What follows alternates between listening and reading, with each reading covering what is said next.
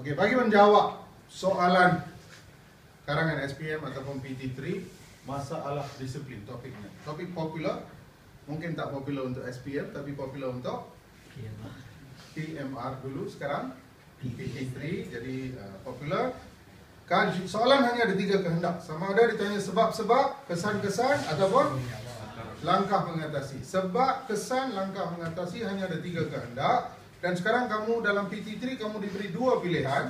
Masalah disiplin boleh keluar soalan 1, soalan 2. Jadi mungkin soalan 1 tanya sebab, soalan 2 tanya langkah. Saya bagi satu pendekatan bagaimana kita cari jawapan untuk soalan seperti ini.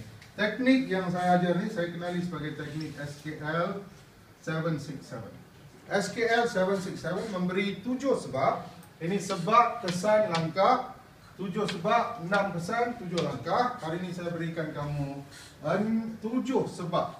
7 sebab berlakunya masalah disiplin yang kamu boleh hafal dan mula gunakan dalam karangan-karangan yang ditulis. Nombor 7 ni sesuai untuk tingkatan 5 saja. Nombor 7 tingkatan 3 tak perlu tulis. Tingkatan 1, 2, 3 tak tulis pun tak apa. Okey, nombor 1 masalah disiplin ni berpunca daripada diri sendiri. Pelajar itu sendiri. Sikap ingin cuba pelajar itu sendiri. Dia sendiri pergi cari masalah. So you blame the student. You blame the person. Number 1. Nombor 2. Masalah ni mungkin didorong oleh keluarga. Keluarga yang bermasalah. Keluarga yang dilanda kepincangan sosial. Keluarga yang dilanda kemarau kasih sayang. Anak-anak tak ada kasih sayang yang cukup. Tidak ada teladan yang baik daripada ibu bapa. Tidak ada didikan agama. Ini isi kedua. Fix nombor 2. Nombor 3, kamu boleh salahkan sekolah. Sistem persekolahan kita yang terlalu mementingkan peperiksaan dulu. Sekarang mungkin kurang mementingkan peperiksaan. Sekolah yang terlalu banyak pelajar. Pelajar nakal banyak. Masalah disiplin banyak. Proses pendidikan tidak berjalan dengan lancar. Ini boleh jadi satu punca. Satu lagi, kamu pergi sekolah, kamu dapat kawan. Okey? Sekolah determines, school determines friends, you know?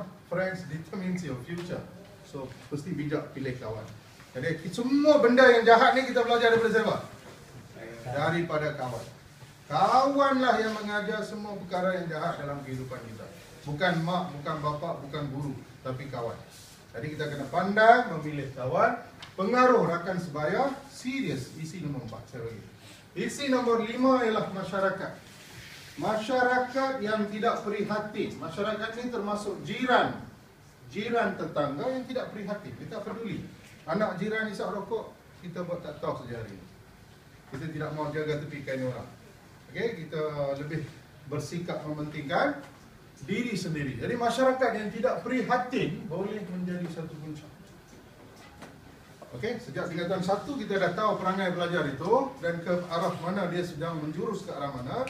Tingkatan 1, tingkatan 2 kalau kita tak jaga, habis. Dia sudah akan terpesong jauh, tersasar jauh daripada landasan kehidupan yang baik. Nombor 6, kamu boleh salahkan media masa. Pengaruh media. Pengaruh media, pengaruh rakan. Pengaruh media, pengaruh rakan, 2 pengaruh besar dalam kehidupan kita. Secara tidak disedari kita dipengaruhi. Jadi pelbagai pengaruh perkara negatif dibawa melalui media. Media ada unsur lucah, unsur karut, unsur tahyul, okey, unsur ganas.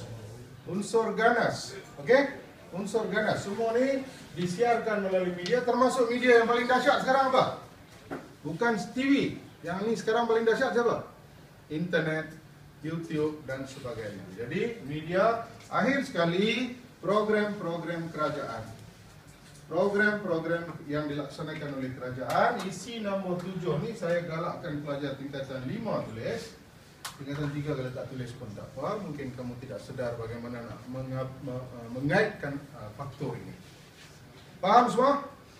Sekarang saya hanya tanya satu soalan. Tahun ini saya ramal masalah disiplin mesti keluar. Kamu tahu cikgu sungguh tak ramal soalan. Hari ini saya katakan saya ramal masalah disiplin. Kamu pergi Dewan Peperiksaan, soalan tak keluar disiplin, soalan keluar masalah gangsterisme. Bolehkah isi-isi ini digunakan? Boleh. Boleh tak boleh? Boleh. Why someone become a gangster? Same isi or not? Same. Katakan karangan keluar vandalisme. Remaja terlibat dalam vandalism. Same answer or not? Same sebab. Katakan remaja terlibat dalam lumba haram. Same. Jenayah. Same. So the answer is same. So why should I ramal soalan? Lebih baik saya ramal jawapan. Faham semua? Jadi jawapan ini kalau dihafal boleh diaplikasikan dalam pelbagai soalan. Thank you.